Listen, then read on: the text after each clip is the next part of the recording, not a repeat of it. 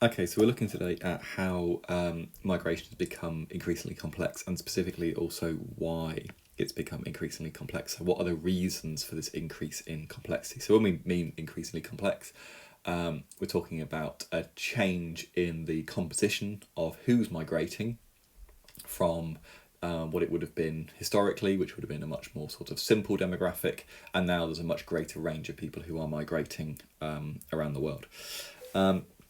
So patterns are influenced by a whole load of different factors. And the main thing we're looking at is how this has affected the concentration of young workers and female migrants. Okay, so big reasons why young people move. So have a little think, why do young people move? So people, let's say under the age of 30, why are they migrating? What's their goal?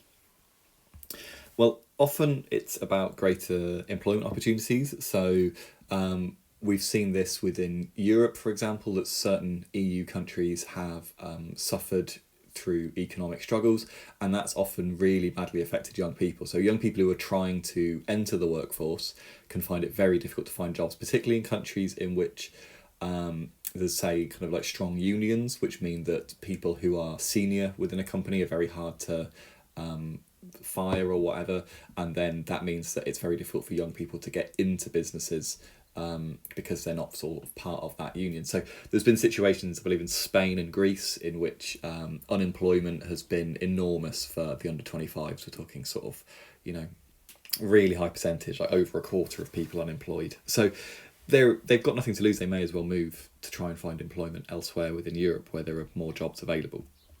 Often people can get paid higher wages by migrating. So particularly if you're migrating from a lower income developing country or an emerging developing country to an AC, jobs which we might consider to not necessarily be that well paid are actually well paid compared to jobs that they may have been able to get back home. And then they can also use those higher wages to send a remittance home. So sometimes young people may be encouraged by their family to move away and find work and then send money home to try and support the family because there's no work where they are. So here's a few job adverts. Have a think about who are these jobs likely to appeal to. So these are largely jobs which are in the UAE, United Arab Emirates, which we talked about a little bit last week. So if you have a look at some of these jobs, now this is very stereotypical, but they are largely sort of male-dominated professions, ultimately. So if you have a look at some of these, they're largely physical jobs and jobs which are traditionally associated with men doing these roles, particularly if we're talking about the Middle East and Asia. And so it is largely young men who are migrating. So we've got a huge amount of people moving to the UAE, so we know that from last week's lesson. So we've gone from just under 2.5 million in the year 2000 to just over 7.5 million in 2013. And this is huge amounts of young male workers largely moving to do construction in the UAE, and a lot of those adverts were various aspects of construction, so like welding and plumbing and general labouring and things like this.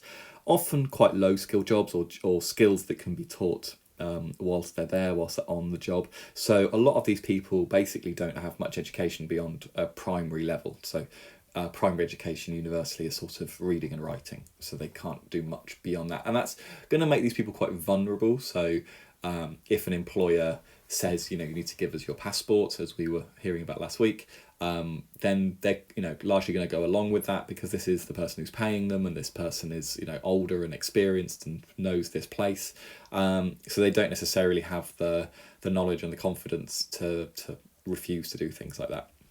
So only 3.6% of these migrants are employed in things like health and 2.6% in education. So these are considered to be higher skilled sectors and higher paid sectors. They're largely being employed in the lower skilled area. So first question, why has UAE received a massive increase in migration during this time period? So they've been trying to grow their city. So there's been city of Dubai has been growing, and so there's been jobs available, and movement between the countries that these people are coming from and to the UAE has been made easier and easier through increased globalization. Why it's young males, question two, is that the jobs available are largely jobs that are aimed at young males. Not only that, I think we can assume that some of the areas that these people are migrating from may still have quite traditional views of the roles of men and women, and that men's role will be to go and find work and earn money and send it home, and that the women may be expected to remain with the family and do more domestic responsibilities. So that's sort of also part of the reason that this may happen. What are the attractions of workers from, say, India to the UAE? So the big thing here is that whilst these jobs are hard jobs and they're not terribly well paid from what our point of view, if you live in rural India and there's very little work where you live, and if there is work, it's very poorly paid, this will actually be quite an appealing job that you could be doing. So, okay. So we're now looking at the age and sex distribution of international migrants in Asia and Europe. So this is not people in general, this is the migrants themselves. So we're going to, first of all, I want you to have a go at comparing the population structure of international migrants in Asia and Europe. So how are they different?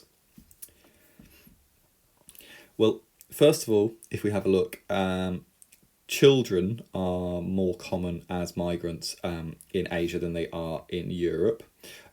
Which possibly implies that people are moving as complete families, potentially, as opposed to one person moving and sending money home. It could be that entire families are moving. I don't think we think that many 0 to 4-year-olds are moving on their own. Though it could well be that some of these 15 to 19-year-old males could potentially be migrating alone, perhaps. Also, I think the really big difference, though, is we've got an awful lot more males than females migrating in Europe in the sort of 20 to 40 year category, whereas over in Europe it's actually slightly more women. So if you actually have a look, women I think are very slightly higher in terms of migrating, though it's much more even across the sexes there. Then as we come up into older age, in Asia it's actually quite even in the older age category, whereas in Europe it is even, but we seem to have a very strong spike in terms of females over 65. So you can have a little think about why that is for a moment. Now, just notice the way I've sort of broken this up is a really good way to deal with population pyramids if this ever comes up, is you've basically got, I mean, we can kind of go right up to the top here, is that you've got the children who are dependents down here. You've then got the working age population. And then once you get over sort of 50, 55, you arguably getting into kind of people who are getting close to retirement and then over retirement age. And that way you're sort of you're comparing the working population with the dependent populations. So coming back to why so many more female migrants over the age of 65, I think ultimately this probably just boils down to the fact that women generally have a longer life expectancy. So there probably just are more women surviving into old age. So if we saw this going further up into sort of people's 70s and 80s and even 90s, I think we would see that this female population is because they're surviving so much longer than some of the men.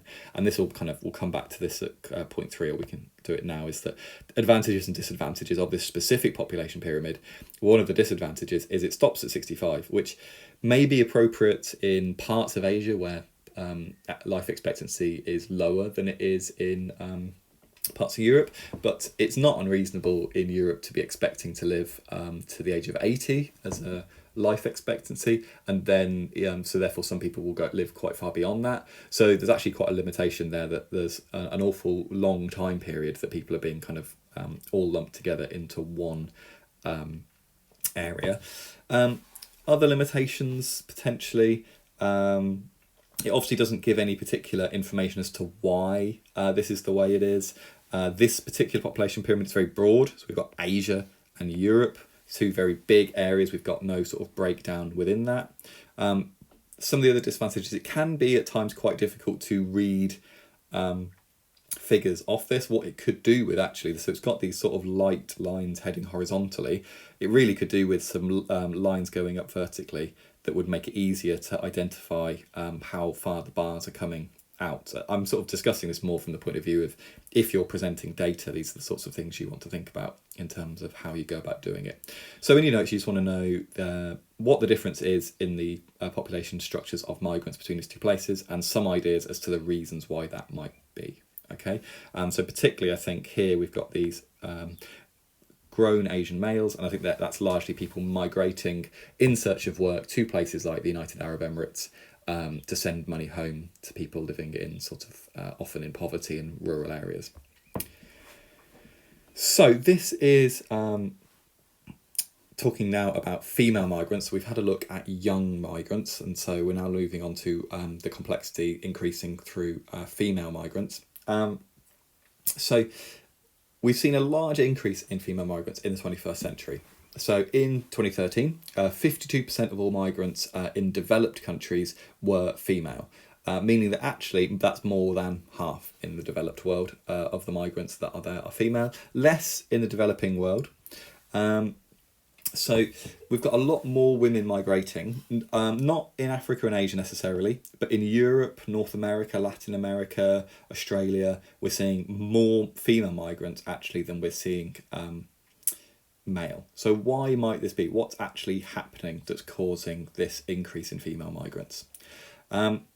Largely, it comes down to the changing status of women, that women have greater independence, status, freedom, and are also becoming important in the household in terms of being earners. So women now have the freedom to do some of these things. So not everywhere. So in some countries, women still have to have permission from a father or a husband to do things.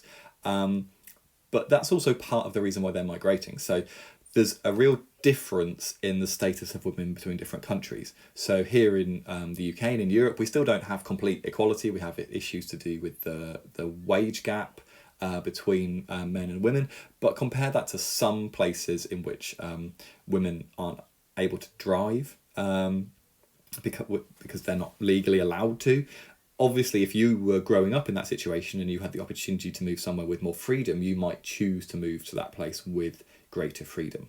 Okay, so that's one of the big reasons why women are moving. A lot more women are encouraged, and it's understood that they want to go to university, and that may also involve travel and movement. So there's an awful lot more reasons for this, and part of the reason that they're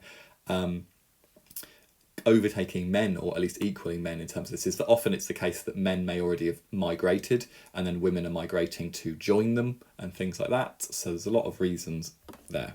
So quote here, so in the last 2 decades, growth in the number of female migrants can be accounted for by their greater status. This is what we were talking about. So give us some examples. So can you, do you know of any, or can you look up any examples of where women have improved in their situation in terms of status, freedom? Are there any changes? So you may find these particularly in some Middle Eastern countries where there's been quite strict laws, some other developing countries. So see if you can find out any examples of where women's status have improved and that's allowed them to be able to migrate and have the freedom to do that. So percentage of females among international migrants. So in 2013, there were 101 countries in which female international migrant stock was greater than men. Which countries have the highest stock? So we've got Latvia, Estonia and Poland having very high stock, so close to 60%, and Bangladesh has the lowest. So why do we think this might be? Why are these women moving from? Why might they be moving to these places? So why might they have received sort of higher or lower numbers? So this is pure speculation on my part, but some reasons for this could be that, first of all, people might be, this area here is on the border of Russia. People might be migrating from Russia to these countries because they're part of the EU, but they are also quite affected by Eastern Europe, and so they're going to have a lot of similar culture. Another thing that could well have happened is that we know that these are countries where people sometimes temporarily migrate to other parts of Europe. So people may have moved over to the UK, particularly some of these may have been young men, and then some of them may have ended up staying in those countries, particularly if they've met someone over there, but some of them then may have returned, and they may have returned taking somebody with them. So they may have met a partner, and they may have moved back home, and then that would count as a migrant moving into that country. So there's a range of potential reasons. Looking also at other reasons for the increase in female migrants. So we're getting more females as migrants, partly because women are being encouraged and allowed in some situations to go into higher education, become more highly educated. That's making them higher valued as employees. So we've got the OECD countries, the Organisation for Economic Cooperation and Development. So these are basically just developed countries. They're all highlighted in blue here. And they're part of an organisation that's designed to try and help development around the world. So emigration of female migrants and other highly skilled women was higher than that of highly skilled educated men for Africa and Latin American countries. What that basically means is that some of the women who are becoming highly educated in Africa and Latin America being essentially this area, are then migrating. So they've become well educated, they have appealing skills for employment, and they essentially want to leave this area. So they maybe want to go somewhere where women have higher status, or somewhere that's higher developed. So a lot of the destinations they're looking at are places like Canada, USA, UK, Israel. There's a lot less discrimination in these places, particularly in the labour market, and women have higher levels of women's rights. So there's a lot of appeal to moving to these places, and this sort of covers the answers to these questions here at the bottom.